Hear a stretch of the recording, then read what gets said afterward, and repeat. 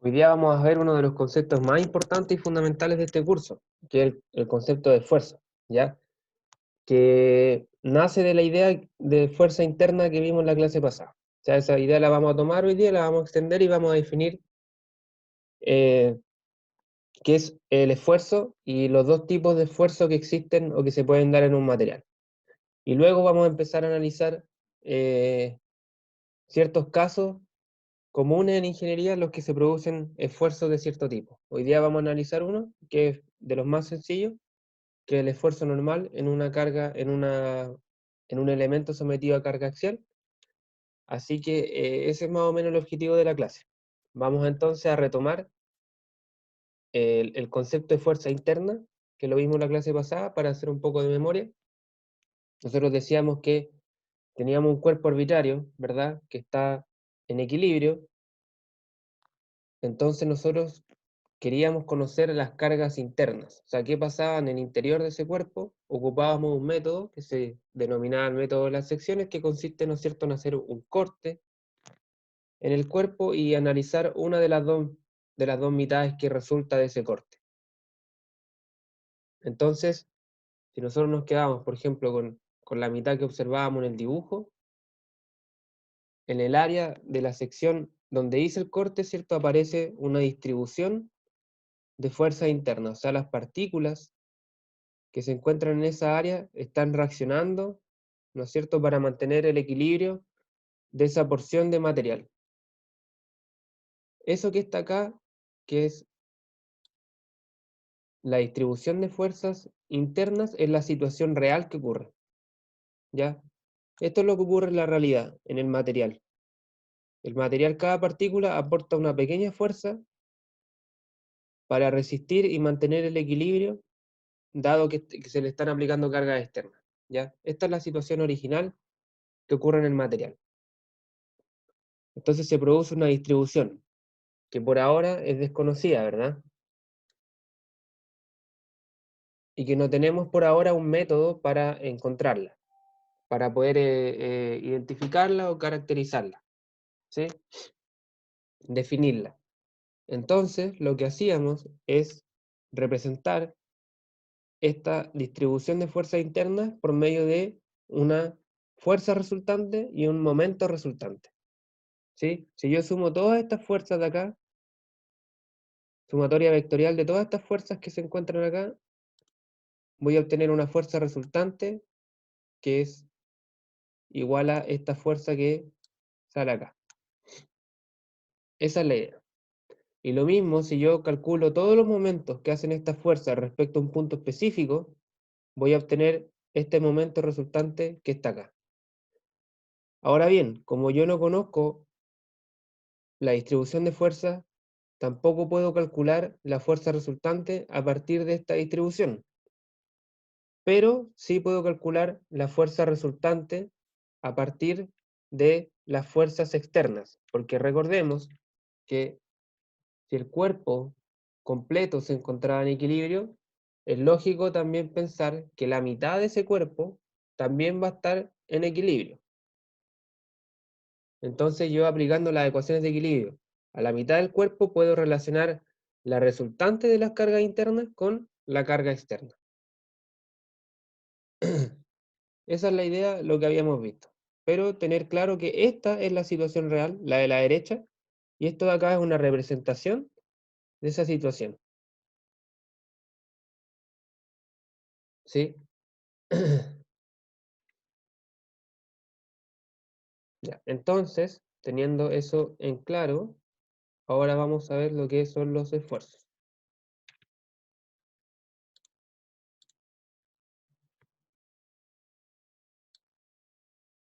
Ya, vamos a considerar que el área de la sección donde hicimos el corte lo dividimos en pequeñas áreas pequeñas, ¿ya? En pequeñas áreas delta A, tales como esta área, ¿cierto?, sombreada que se ve en la figura. Entonces vamos a hacer como un pequeño mallado en el que vamos a dividir toda esta área en pequeñas áreas delta A. al haber una distribución de fuerzas sobre esta área grande, ¿cierto? Es lógico pensar que sobre el área delta A va a haber una pequeña fuerza delta F, una fuerza típica, ¿cierto? Delta F arbitraria que actúa sobre el área delta A. Esta fuerza, ¿cierto? Tiene una dirección en particular que no conocemos, pero yo la puedo, independiente de esa dirección, puedo descomponerla en una componente tangencial y una componente normal. Perdón, aquí puse las dos con el mismo símbolo. En verdad, esta de acá es F normal, ¿sí? Con una N.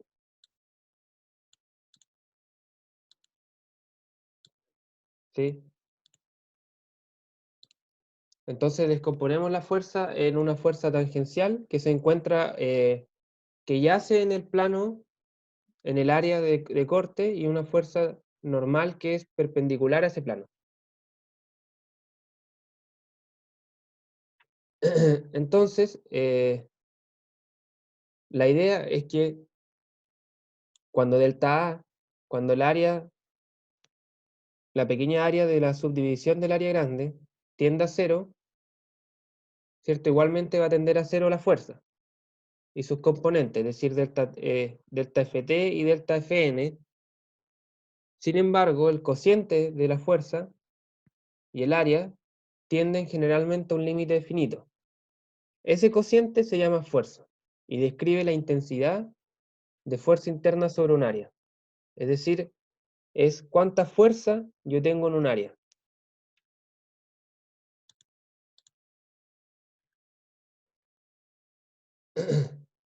Entonces, como fuimos capaces de descomponer la fuerza en una fuerza normal y en una fuerza tangencial, vamos a definir un esfuerzo para cada una de esas componentes. La fuerza normal va a ser la intensidad de la fuerza o la fuerza por unidad de área actuando normal al área delta A. Esa razón, es decir, fuerza dividido en área, siempre que esa fuerza sea normal, se define como esfuerzo normal y se denota por la letra griega sigma. Ya, matemáticamente lo expresamos así. Sigma es igual al límite cuando delta A tiende a cero de la razón entre fuerza normal y área. Y existen dos tipos de fuerzas normales. Si la fuerza o el esfuerzo normal jala del elemento, es decir, tira del elemento, la fuerza va hacia afuera, como en el ejemplo que teníamos en la diapo anterior. Acá la fuerza, ¿cierto?, va hacia afuera, está tirando de este elemento hacia afuera. Vamos a decir que es un esfuerzo de tensión. Mientras que si la fuerza empuja sobre delta A, lo vamos a llamar un esfuerzo de compresión. ¿Sí? Si la fuerza va hacia afuera, es un esfuerzo de tensión. Si la fuerza, por el contrario, tuviera esta dirección, se define como un esfuerzo de compresión. ¿Ya? Pero lo importante es que la razón entre este esfuerzo normal, esta fuerza normal, perdón, y el área se denomina esfuerzo normal. ¿Ya? Acá esto lo voy a corregir, en verdad acá es una delta Fn, ¿sí? Delta Fn. Ya. Y por otro lado tenemos un esfuerzo cortante,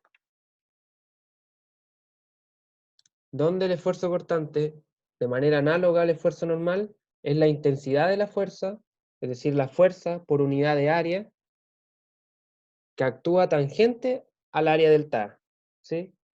Es decir, es la fuerza que actúa, que yace en el plano del área, la magnitud de esa fuerza, dividido en el área. Esa razón me describe la intensidad de esa fuerza y se denomina esfuerzo cortante. Y se denota por la letra griega tau. Y matemáticamente se expresa como tau igual a límite cuando delta A tiende a 0, de delta ft, acá igual me equivoqué, delta ft dividido en delta A, ¿ya?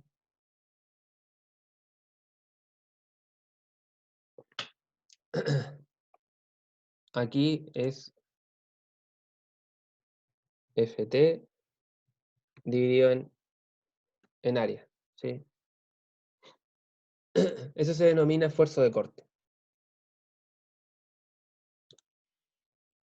Ya en el sistema internacional, las unidades del esfuerzo normal y cortante se especifica, ¿cierto?, en fuerza por unidad de área, es decir, Newton en metro cuadrado, perdón, y esta unidad se llama pascal, ¿cierto? Que es la misma unidad que ustedes conocen porque se usa para presión, ¿verdad?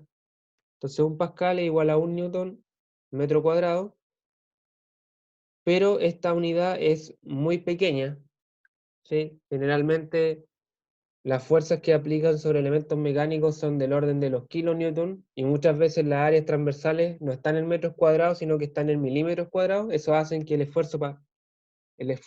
esfuerzos sean muy grandes. Entonces, generalmente en ingeniería vamos a encontrar valores de kilopascales, que son 1000 pascales, ¿verdad? Megapascales, que son 10 elevado a 6 pascales, y gigapascales, que son 10 elevado a 9 pascales. En el sistema inglés, el esfuerzo se mide en libras por pulgada cuadrada, y esa unidad recibe el nombre de PSI.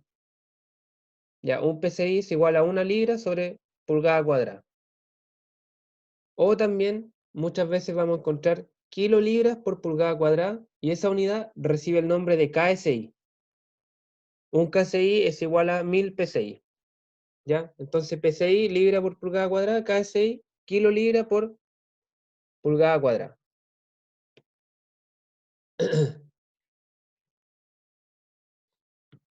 Ya, entonces, en resumen, esta es la definición más básica que hay de esfuerzo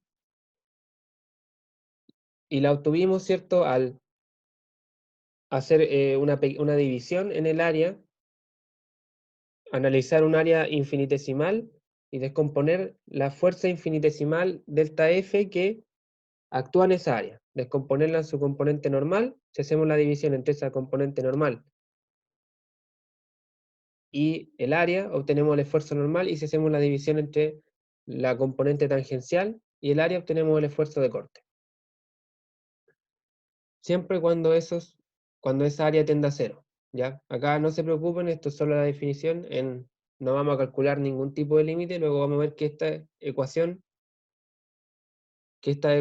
dadas ciertas condiciones, las podemos transformar en, en ecuaciones más sencillas, ¿ya? Que no necesariamente incluyan el cálculo de un límite. Ya esta es la definición formal de esfuerzo, pero para ciertos casos que se cumplan ciertas condiciones, este límite tiene un valor específico, numérico, que no es difícil de calcular y que depende de ciertos parámetros, ¿ya? Si hay alguna duda, recuerden que pueden escribir por el chat. Acá esto lo voy a corregir. El esfuerzo tangencial, el esfuerzo cortante es igual al límite cuando delta A tiende a 0 de la fuerza tangencial dividido en la fuerza en el área, ¿ya? Entonces ahora vamos a ver el primero de los casos, que es el esfuerzo normal promedio en una barra cargada axialmente, ¿ya? Normalmente, y con mucha frecuencia, en ingeniería, en miembros, en estructuras, ¿cierto? Y en elementos mecánicos, muchos elementos se fabrican largos y delgados, ¿ya? Porque se sabe que por diseño van a estar sometidos a cargas axiales, ¿sí? Que normalmente se aplican en los extremos del elemento. Ya vimos, por ejemplo, en el análisis de estructura, ¿cierto?, que los diagramas de cuerpo libre de las barras que formaban la estructura, ¿cierto?, cumplían esta condición. O sea, tenían dos cargas axiales aplicadas en su extremo. Por carga axial, ¿cierto?, yo me refiero a que a que este elemento, al ser largo y delgado, o sea, tiene una dimensión que es evidentemente más grande que las otras dos, tiene un eje axial, que es un eje que va a lo largo de esa dirección. Ese es el eje axial. Una carga axial, por lo tanto, es una carga aplicada en la dirección de ese eje. Ya, nada más que eso. Entonces, en estructura, ya vimos que vamos a encontrar con mucha frecuencia este tipo de elementos. Es por eso que estos elementos se pueden fabricar teniendo una dimensión mucho más grande que las otras dos. Porque dicha configuración geométrica permite que soporten bien cargas axiales. ¿Ya?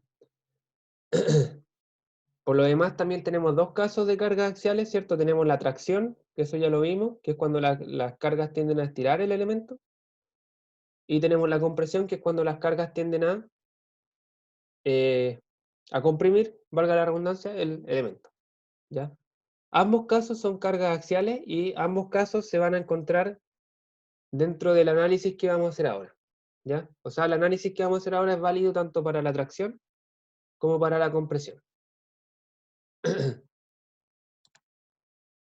Ya, entonces lo que vamos a hacer es determinar la distribución del esfuerzo promedio que actúa sobre la sección transversal de una barra cargada axialmente. O sea, el objetivo de lo que vamos a hacer ahora es poder determinar cómo se distribuyen los cuerpos, o sea, los esfuerzos, en algún punto de la barra.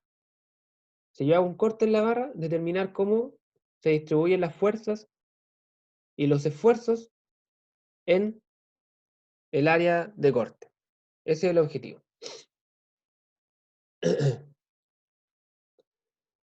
Ya, entonces vamos a establecer que las barras de nuestro análisis tienen las siguientes condiciones. La primera es que una barra prismática, es decir, que tiene una sección transversal que es igual en cualquier punto. O sea, si yo, por ejemplo, analizo la sección transversal en el punto más arriba, ¿cierto? Es una circunferencia, es un círculo, ¿verdad? La sección transversal no cambia en la mitad, por ejemplo, sigue siendo el mismo círculo, con las mismas dimensiones, ¿ya? En todos los puntos la sección transversal es la misma. Eso me permite a mí afirmar que la barra es una barra prismática, básicamente.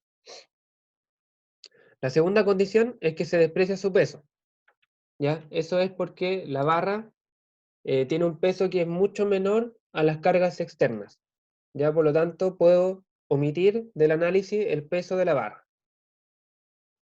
Y la última es que la barra va a estar cargada solamente en su extremo, como se ve en la figura de acá. Entonces puedo modelar, ¿cierto? O afirmar que las barras son elementos de dos fuerzas, elementos sometidos a dos fuerzas. Si recuerdan, eso implica que estas fuerzas sí o sí van a ser colineales, van a tener la misma dirección, misma magnitud y sentido opuesto. ¿Vale? Entonces esas son las condiciones de nuestro análisis.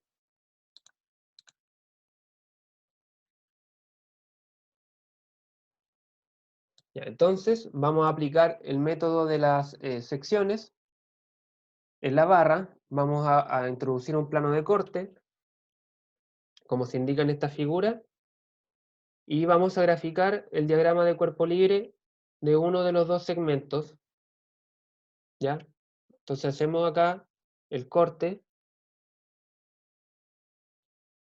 y graficamos el diagrama de cuerpo libre de la parte de arriba o de la parte de abajo. Entonces vamos a tener, si nos quedamos con la parte de abajo, vamos a tener la carga externa que actúa en la parte inferior de la barra, y en el área de corte aparece una fuerza interna, ¿verdad? En verdad que aparece una distribución, ¿verdad? Esa distribución no la conocemos, pero la podemos representar mediante la fuerza resultante de esa distribución. Y esa fuerza la vamos a denominar fuerza interna. Entonces, si yo aplico las ecuaciones de equilibrio a esta mitad, tengo Sumatoria de fuerza en I igual a 0, ¿cierto? Voy a tener fuerza interna menos P igual a 0. Me da que la fuerza interna es igual a la carga P exterior. Lógicamente que acá no tiene sentido aplicar las otras ecuaciones de equilibrio, porque no hay fuerza en X y ninguna de estas fuerzas produce momento, porque son colineales, ¿verdad? Entonces solamente voy a aplicar esta ecuación y voy a determinar que la carga interna, en este caso, es igual a la carga P. Ya, ahora que conocemos la magnitud de la carga resultante interna, vamos a conocer la distribución. Para hacer ese análisis vamos a suponer ciertas cosas.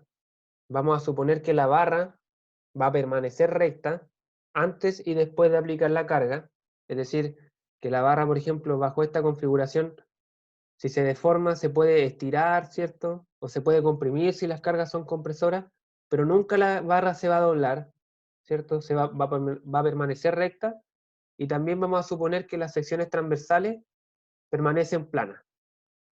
Es decir, que esta sección transversal, ¿sí?, no se ladea, sino que siempre permanece recta, paralela al plano horizontal en este caso, ¿sí? Es decir, lo único que va a hacer, por ejemplo, esta fuerza es estirar la barra y trasladar las secciones transversales hacia afuera o hacia adentro, depende de cómo actúe la fuerza, pero en ningún caso la va a ladear. Si estas dos condiciones ocurren, que vamos a suponer que es así, se dice que la barra se deforma uniformemente, ¿ya? Es por esto que nuestro análisis va a considerar solamente regiones en la parte media de la barra, ¿sí? Porque en los extremos, donde está aplicada la carga, en la vecindad, se podría decir, del punto donde aplico la carga, es decir, por ejemplo, en este punto y en este punto, ocurren distorsiones locales. Como la barra, o sea, como la carga está tan cerca de esos puntos, acá ocurren deformaciones que son difíciles de cuantificar. Y por lo tanto, se presentan distribuciones de esfuerzo que no cumplen, que no cumplen el análisis que vamos a realizar, ¿ya? Es decir, en estas zonas no hay deformación uniforme, aquí y acá.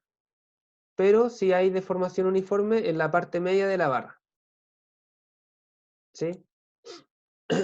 Y es ahí donde vamos a centrar nuestro análisis, ¿ya?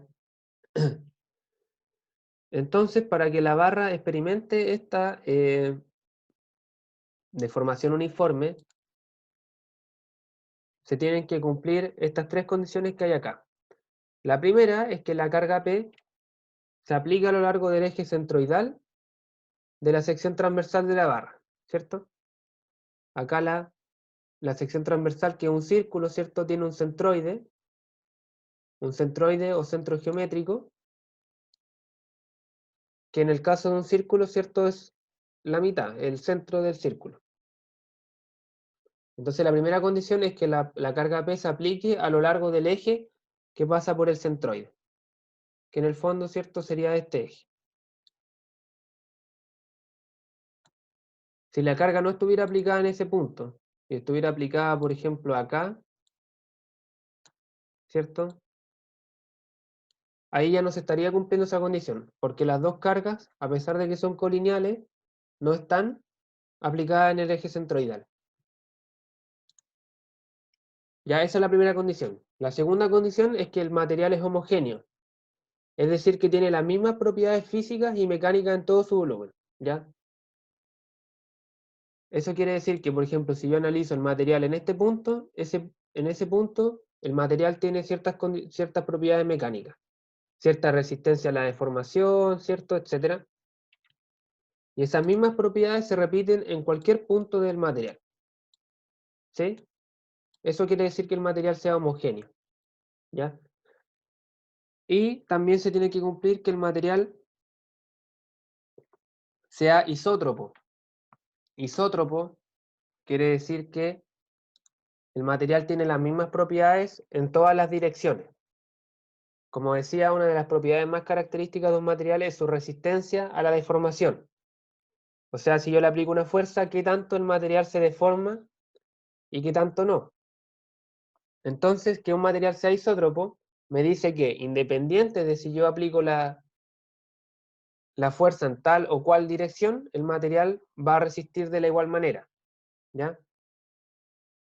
Hay materiales que no son isótropos y que tienen más resistencia en un eje que en otro, y que son los materiales que están formados por fibra, ¿ya? Los materiales que están formados por fibra, si yo aplico la carga en el eje de la fibra, resisten mucho, pero si aplico la carga transversal al eje de la fibra, el material se rompe al tiro, ¿ya? Ese es un material anisótropo, ¿ya? Es decir, que tiene una resistencia mayor en una dirección que en otra. En este caso, los materiales son homogéneos y son isótropos, entonces tienen las mismas propiedades en cualquier punto y en cualquier dirección, ¿ya? Ejemplos claves son los metales, ¿ya? El acero, el aluminio, el latón, son todos materiales que cumplen esas dos condiciones, que son homogéneos y son isótropos. Entonces, si se cumplen estas tres condiciones, la barra va a experimentar una deformación uniforme, es decir, se va a mantener recta y las secciones transversales se van a mantener planas, y podemos aplicar el análisis que vamos a realizar a continuación. Pero siempre en la sección media de la barra. O sea, en cualquier punto que no esté demasiado cercano a los puntos de aplicación de la carga, ¿sí? Ya que en esos puntos se produce un fenómeno que se denomina concentraciones de esfuerzo, ¿ya?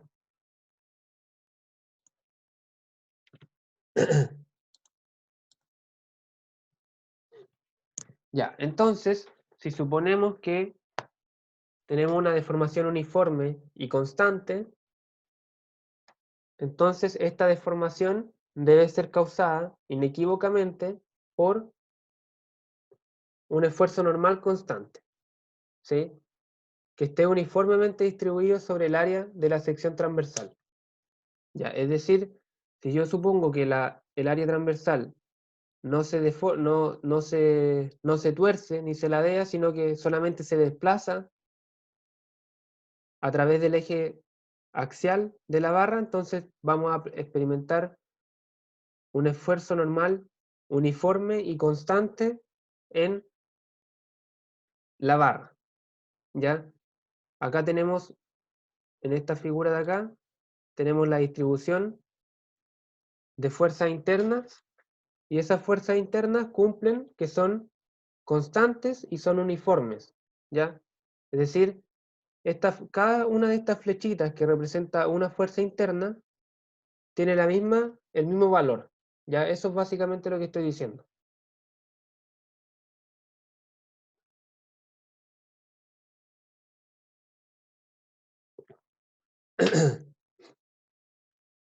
Ya, entonces, acá las fuerzas internas son todas del mismo valor y además son uniformes, es decir, eso quiere decir que si analizo, por ejemplo, un milímetro cuadrado de área acá, voy a encontrar la misma densidad de fuerza, la misma cantidad de flechitas, por decirlo así, que si la analizo en un área de la misma magnitud al lado.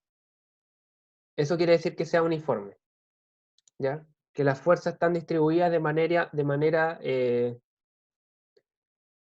no sé, un sinónimo de uniforme, que hay la misma cantidad en un área que en otra, ¿cierto? No hay por ejemplo, un área en el que estén más concentradas, ¿ya? Eso quiere decir que son uniformes. Y son constantes, o sea, todas tienen el mismo valor.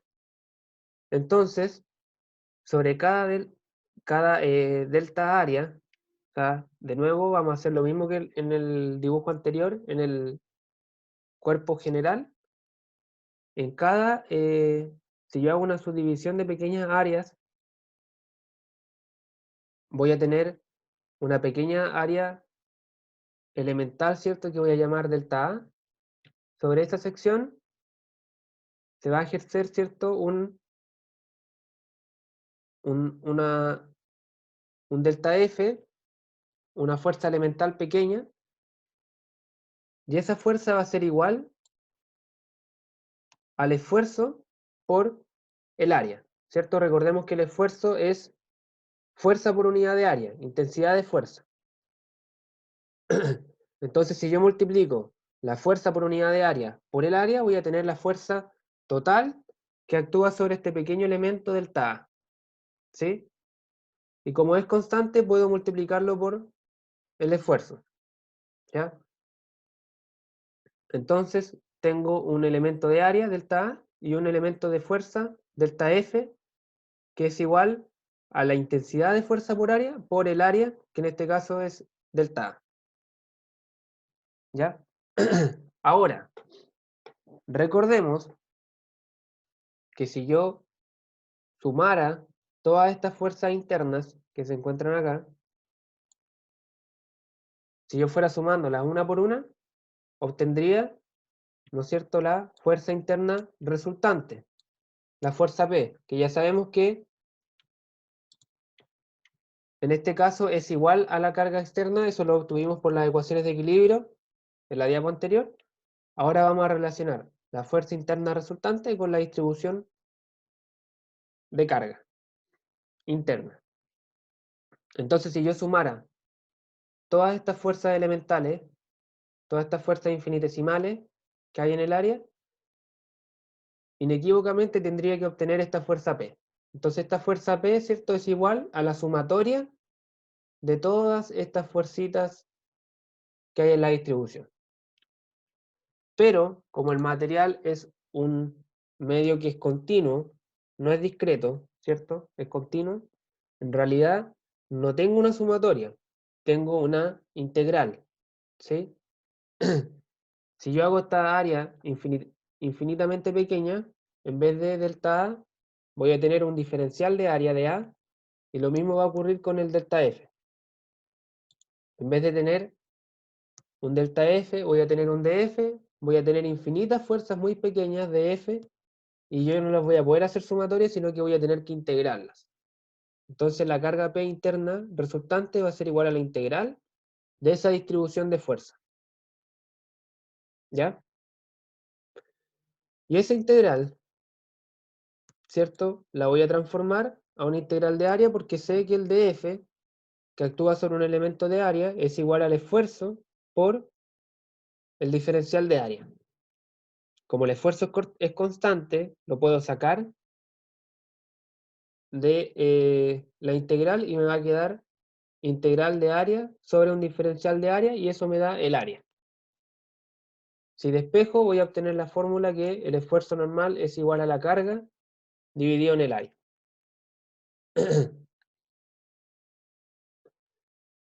Entonces, acá tengo esta fórmula que es con la que vamos a trabajar, y me relaciona, ¿cierto?, el esfuerzo normal promedio en cualquier punto del área transversal, la fuerza P interna resultante aplicada en el centroide del área de la sección transversal, y que es determinada por el método de las secciones y las ecuaciones de equilibrio, y el área de la sección transversal de la barra. Importante acá recalcar que esta fórmula no es general. ¿Ya? Esta fórmula la derivamos únicamente para este caso específico, que es el de una barra axial sometida a carga axial en sus extremos, ¿ya? Esa fórmula que obtuvimos es válida para este caso, solamente para este caso. La fórmula general del esfuerzo son estas, las que vimos antes. Estas ecuaciones son válidas para cualquier cuerpo, pero acá, para este caso, y con todas las condiciones que nombramos, ¿cierto?, que el material es homogéneo, isótropo, que se desprecia el peso, etcétera, todo ese análisis, podemos aplicar esta fórmula, ¿cierto?, que es mucho más sencilla.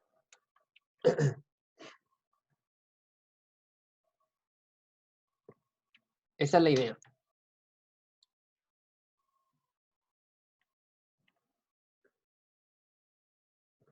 Ya. Entonces, ahora una pequeña acotación antes de pasar a un ejemplo, es que en el análisis anterior, ¿cierto? Hicimos la suposición de que tanto la fuerza interna, P, como el área de la sección transversal eran constantes, ¿sí? A lo largo del eje de la barra. O sea, la barra en toda su longitud tenía la misma fuerza interna y tenía la misma área. ¿Ya? Eso es una suposición que hicimos. Si ustedes se fijan, por ejemplo, en esta barra, no importa dónde yo haga el corte, si yo hago el corte acá, voy a obtener la misma fuerza interna, ¿cierto? Que si hago el corte acá. O acá, en cualquier punto donde yo haga el corte, voy a tener la misma fuerza interna y también va a existir la misma área de la sección transversal, es la misma. Ya, eso es lo que estoy diciendo acá. O sea, tengo fuerza interna y área constante.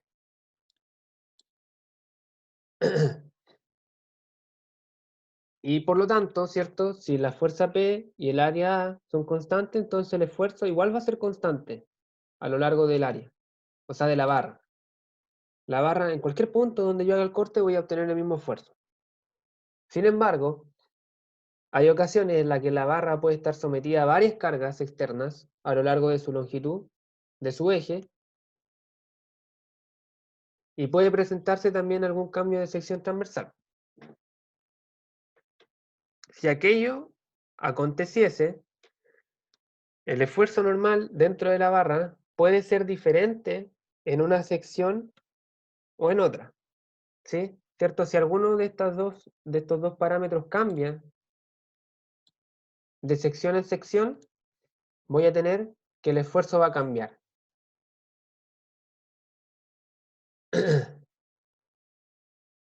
Entonces, como nosotros somos ingenieros, ¿cierto?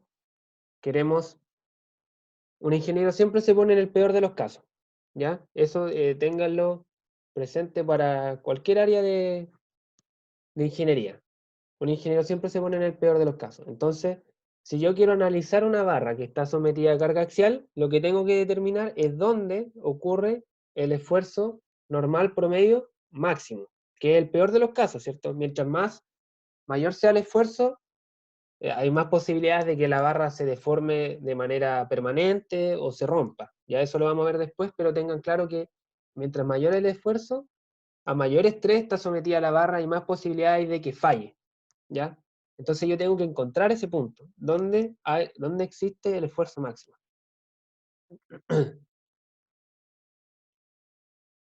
Ya, entonces para eso, como en este caso vamos a tener cargas que no son constantes y áreas que no son constantes, tendríamos que determinar, ¿cierto?, la fuerza interna en varias secciones a lo largo de la barra y ver en qué punto esa fuerza es máxima.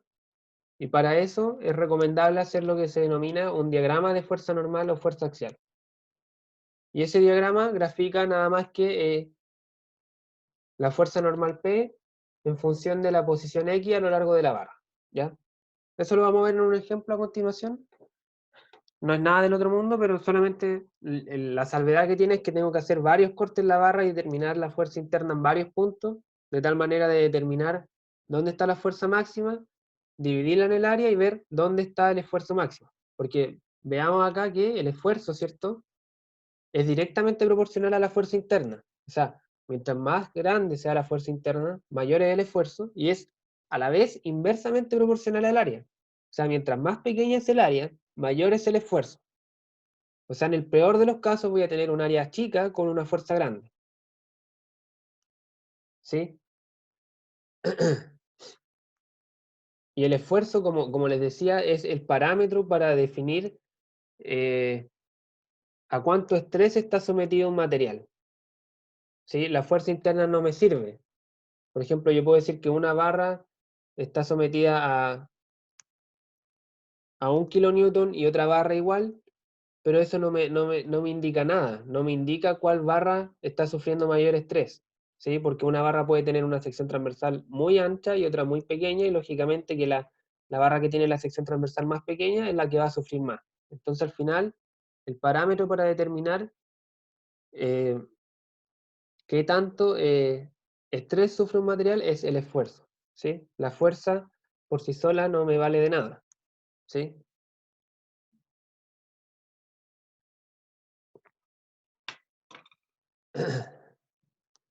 Y tenemos una pequeña regla de signos acá que es que tanto la fuerza interna P como el esfuerzo normal sigma se van a considerar positivos si causan tensión y negativos si causan compresión, ¿ya? Es decir, en este caso vamos a tener esfuerzos positivos y en el caso de abajo vamos a tener esfuerzos negativos. Da lo mismo si la fuerza me da hacia la izquierda o me da hacia la derecha, ¿ya? Porque, por ejemplo, es común que, no sé, yo voy a tomar la barra, supongamos que esa es la barra, ¿cierto? Voy a hacer la sección transversal, el corte, me va a quedar la fuerza, me va a quedar la fuerza externa P y yo voy a calcular la fuerza interna que está a este lado, ¿cierto? Me va a dar, no sé, 5 kilonewton hacia la izquierda. Y uno decirá, negativa porque va hacia la izquierda, el eje coordenado, la X, ¿cierto? Hacia la izquierda negativo. No, en este caso, como estamos analizando esfuerzo, igual va a ser positiva porque esa fuerza interna está causando tracción, ¿ya? Y va a ser negativa si causa compresión. Ya, eso por favor ténganlo claro.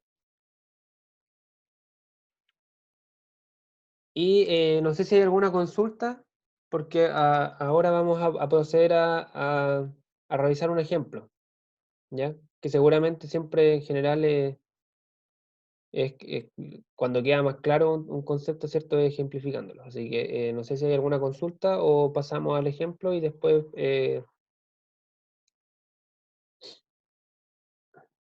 ya, sí, les voy a dar un minuto para que anoten. No sé si voy muy rápido, quizá.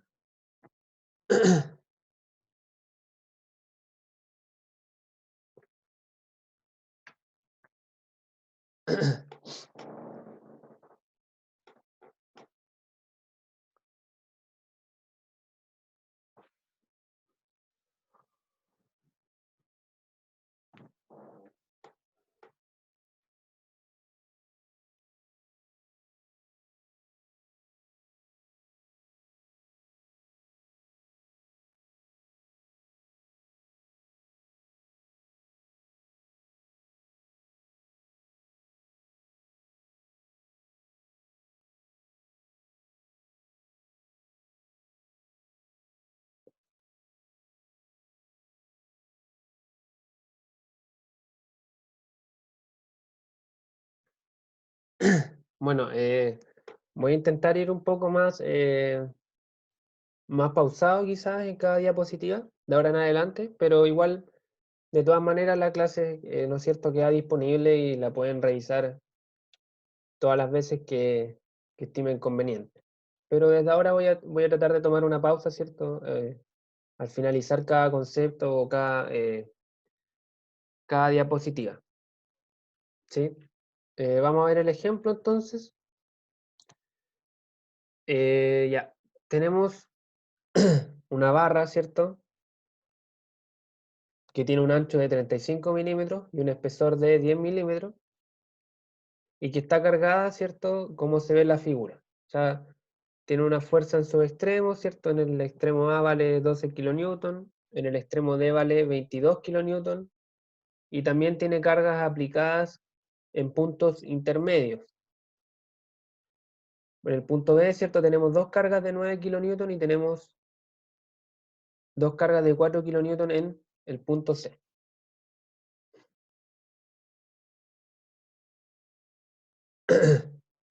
¿Ya? Entonces, queremos determinar el esfuerzo normal máximo en la barra y para eso tenemos que determinar dónde está la carga interna máxima, ¿sí? Recordemos que el esfuerzo normal es carga interna dividido en área. Como esta barra tiene área constante, ¿cierto? O sea, en cualquier punto, tiene un área de 35 milímetros por 10 milímetros, entonces tiene un área constante. tengo que determinar, por lo tanto, dónde está la carga interna máxima. Y como podemos observar, este ya no es el caso simplificado, ¿cierto?, de tener una carga aplicada en un extremo y otra carga aplicada en el otro extremo, sino que acá tengo cargas intermedias. Entonces, si yo hago un corte acá, voy a obtener una carga interna. Si hago un corte acá, voy a tener otra carga interna. Y si hago otro corte acá, voy a tener otra carga interna. Entonces acá podemos identificar que tenemos que hacer 3 cortes, ¿cierto? ¿Cómo me doy cuenta de que tengo que hacer 3 cortes? Porque tengo los puntos donde cambia la carga externa. O sea, si yo parto analizando el ejemplo desde la izquierda, ¿cierto? Me doy cuenta que acá en B tengo una carga, ¿cierto? Entonces, entre A y B tengo que sí o sí hacer un corte. Después, si sigo desde B, me voy a dar cuenta que en C, de nuevo tengo más fuerzas externas, por lo tanto, entre B y C también tengo que hacer un corte. Y entre C y D lo mismo. Llego hasta D y en D tengo otra carga externa, me doy cuenta que tengo que hacer un corte. Este cuerpo está en equilibrio, ¿cierto? Si ustedes suman las fuerzas, acá me da 0. Los momentos igual dan 0, por supuesto. Por lo tanto, esta barra está en equilibrio.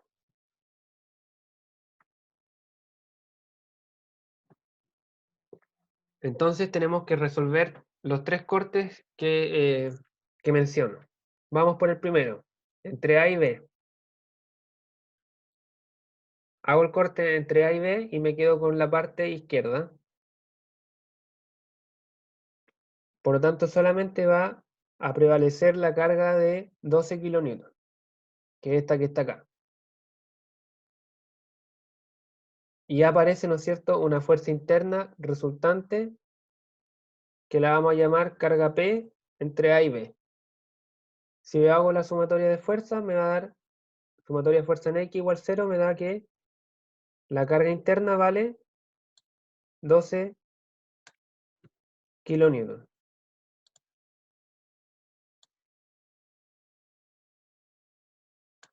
¿Sí?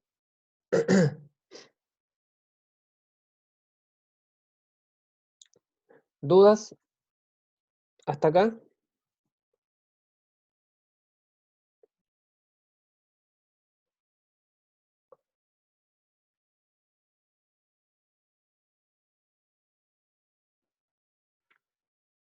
Ya, entonces vamos por el siguiente corte. Ya, ahora hago el corte entre B y C. Y tomo de nuevo la parte de la izquierda.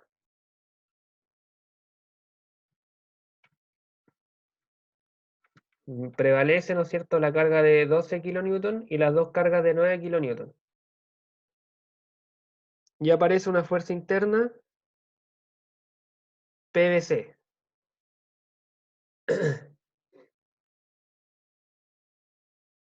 Si yo hago la sumatoria, voy a tener que PVC, ¿cierto?, vale PVC menos 12 kN menos 9 igual a 0, me da que PVC vale 30 kN.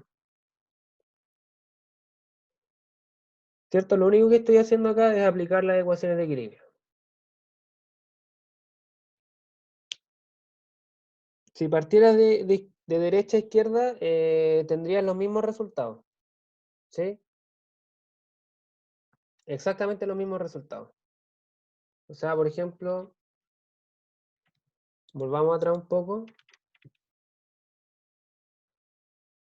Si yo acá me quedara con para el primer corte, me quedara con la parte derecha,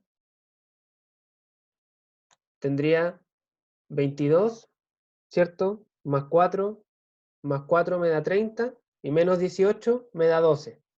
Entonces igual me va a dar 12, ¿cierto? Solamente que me va a dar la fuerza, ¿cierto? Me va a dar en esta dirección. Pero, como produce tracción, y esta también, como ambas producen tracción, tienen el mismo signo. O sea, ambas son positivas, ¿ya? Por eso es importante la regla de signo, porque tener una carga que produce de 12 kN a la izquierda, a la parte derecha, es equivalente que tener una carga de 12 kN que va hacia la derecha en la parte izquierda. No sé si me explico. Pero da lo mismo por donde partan, el resultado va a ser el mismo. Igual, si hago el corte entre B y C, que fue el segundo corte que estábamos viendo recién, y me quedo con la parte derecha, voy a tener 22 más 4, 26, más 4, 30, que es el mismo resultado que está acá, 30. ¿Sí? Y son, de verdad, en el mismo signo porque ambos producen tracción. Entonces da lo mismo. De hecho, por ejemplo, ustedes pueden, por simplicidad, para algunos cortes tomar la parte izquierda y para otros cortes tomar la parte derecha. Por ejemplo, acá en el último corte, que es el que nos falta, es mucho más fácil tomar la parte derecha porque hay una sola fuerza. Entonces acá saco al tiro que la fuerza interna vale 22. Pero yo acá, para mantener, ¿cierto?, una continuidad en el ejercicio, tomé la parte izquierda. Entonces tengo la fuerza de 12 kN, tengo dos fuerzas de 9 y las dos de 4, y si hago la sumatoria igual me da 22.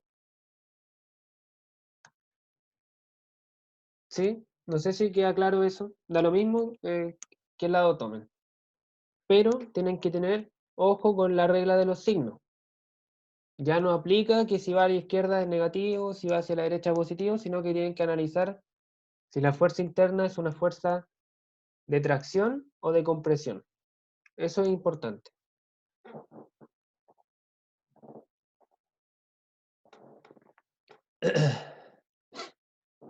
¿Dudas hasta acá?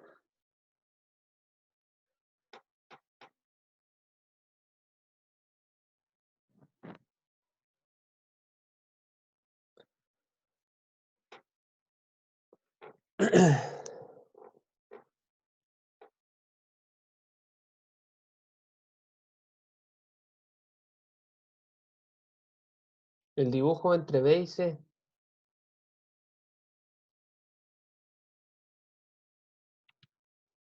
¿Por qué está ella? A ver, cuando yo hago el método de las secciones y yo hago un corte, tengo que tomar todo lo que está hacia la izquierda o todo lo que está hacia la derecha. ¿Ya? Completo. O sea, si yo tomo lo que está a la izquierda, tengo que tomar toda esta figura. Si tomo lo que está hacia la derecha, tengo que tomar todo lo que está hacia la derecha. ¿Sí? No tengo que tomar como, por ejemplo, hacer un corte y tomar eso. Porque ahí en verdad estoy haciendo dos cortes. Estoy haciendo un corte acá, estoy haciendo un corte aquí,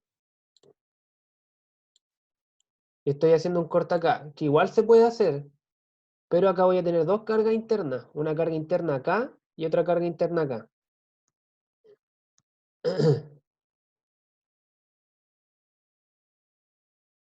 ¿Ya? Entonces, por ejemplo, si yo hiciera ese corte, no sé si explicarlo, pero ya, tratemos. Entonces, supongamos que yo hago ese corte que dice el compañero, sin tomar el punto A, sin tomar el punto A. Entonces voy a tener, aquí está la barra, ¿cierto? ¿Qué cargas internas tengo en esa sección? En esa sección tengo las dos de 9, ¿verdad? Ahí está una y ahí está otra. Las dos de 9. Y acá, como acá hice un corte, aparece una fuerza interna. Y esa fuerza interna es la fuerza que hay entre A y B, que es la que calculamos acá abajo.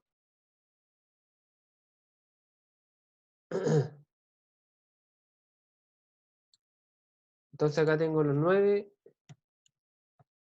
kilonewton Acá igual tengo los 9 kilonewton. Y acá tengo la fuerza interna entre A y B, que la calculamos en el primer diagrama de cuerpo libre y que me dio 12. Entonces en el fondo me queda lo mismo. Y voy a tener la fuerza interna en el otro corte, que es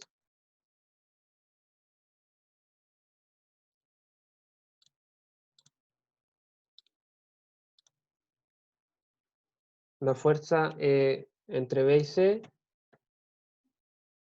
que me va a dar igual a 30. ¿Sí? Eso sí es que hago dos cortes simultáneos, pero no es recomendable, ¿cierto? Lo recomendable es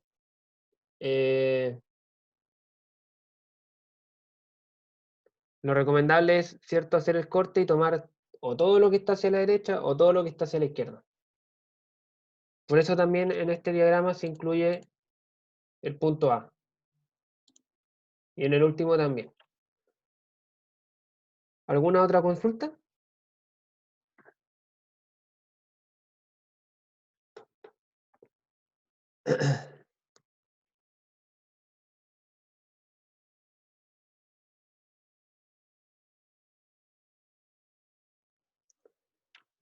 Ya, entonces, como ya calculamos las cargas internas, ¿cierto? Yo puedo construir este diagrama de fuerza normal, que nada más grafica, ¿verdad?, la carga interna en función de la longitud. Entonces, entre A y B tenía una carga de 12, ¿verdad? Entre A y B tenía una carga de 12 kilonewton, entre B y C tenía una carga de 30 kilonewton y entre C y D tenía una carga de 22 kilonewtons. Entonces puedo observar que la mayor carga en toda la barra está en la región BC y tiene un valor de 30 kilonewtons. Como el área de la sección transversal es constante a lo largo de toda la barra, el esfuerzo normal promedio se presenta también en esta región, ¿cierto? El esfuerzo máximo, ¿cierto? Como el área es constante, en la región donde esté la carga máxima va a estar también el esfuerzo máximo. Y ese esfuerzo es igual a la carga dividido en el área. O sea, 30 kilonewton, que son 30 por 10 elevado a 3 newton, dividido en el área, que era, ¿cierto?, 35 milímetros por 10 milímetros. Si yo hago esta división, me va a dar que el esfuerzo entre B y C vale 85,7 megapascales. Ese es el esfuerzo normal, promedio, máximo en toda la barra.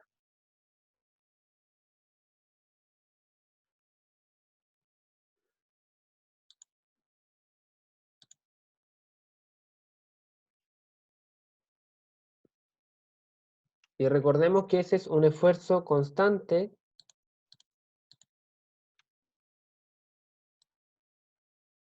Recordemos que acá los esfuerzos son constantes en cada región. O sea, lo que yo estoy diciendo es que el esfuerzo tiene el mismo valor en esta región, es constante en esa región, luego cambia para la región BC, pero sigue siendo constante con otro valor, pero es constante en esa región y también luego será constante, pero con otro valor en la región CD. ¿Sí? Tenemos tres esfuerzos distintos que son constantes y el máximo está acá. El máximo se encuentra aquí. Y también recordemos que nuestro análisis no incluye los puntos cercanos a los puntos de aplicación de la fuerza. ¿Sí? Es decir, los esfuerzos que estamos encontrando no son válidos para puntos cercanos a donde existen fuerzas, es decir, cerca del punto A, cerca del punto B, cerca del punto C y cerca del punto D. En esos puntos hay concentraciones de fuerza. Entonces nuestros cálculos van a ser válidos únicamente para puntos en las regiones intermedias de la barra. Por ejemplo, esta de acá o esta de acá.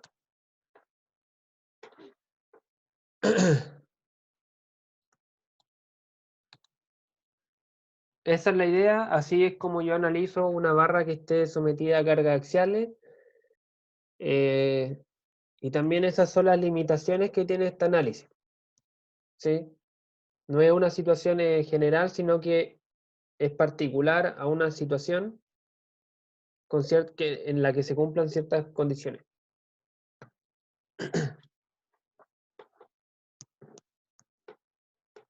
¿Hay alguna consulta respecto al ejercicio?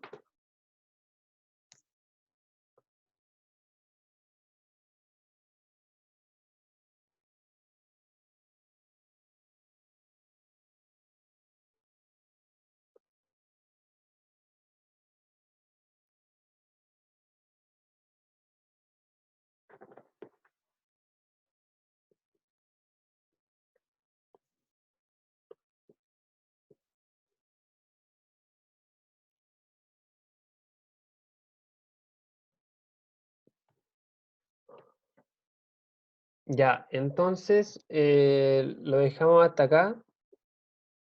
Esta semana no hay actividad porque es feriado, pero el próximo viernes va a haber una actividad y va a ser evaluada y se va a evaluar esto, ¿ya? Carga axial. Esfuerzo en barra sometida a carga axial. Así que les recomiendo estudiar esta parte y también estudiar la parte de armaduras, de estructura, ¿cierto? Porque ahí obteníamos que las barras estaban sometidas a cargas axiales. Entonces, yo puedo resolver una armadura, obtener la carga axial de alguna barra y calcular el esfuerzo en esa barra, por ejemplo. Así que, bueno, chicos, si no hay más consultas, lo dejamos hasta acá. Que tengan un buen término de semana y un buen fin de semana largo.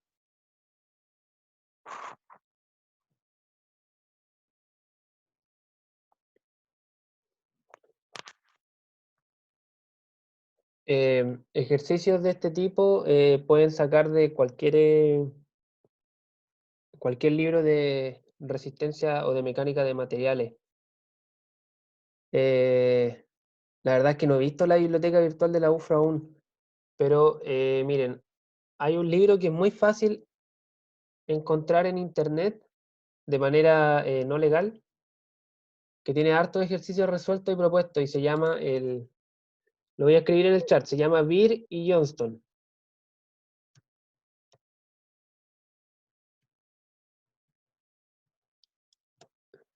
Creo que está bien escrito, no sé si está bien escrito Johnston, pero se llama Beer y Johnston. Es un libro que lo pueden pillar en PDF si lo buscan en Google y es súper amigable, ¿sí? Ocupa un lenguaje muy sencillo y explica de manera clara los mismos conceptos que estamos viendo acá. Y también al final de cada unidad tiene 2 o 3 ejercicios resueltos y un montón de ejercicios propuestos. Así que ahí pueden sacar, para los que quieren profundizar un poco más, estudiar de ahí.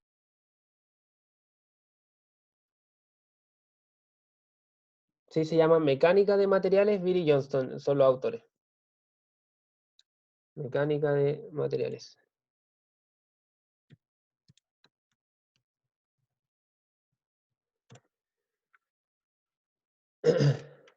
Ya muchachos, les voy a subir la clase, como en una hora más va a estar disponible, tanto el PDF como el video. ¿Ya? Así que eso, que estén bien. Nos vemos el próximo lunes, el próximo martes.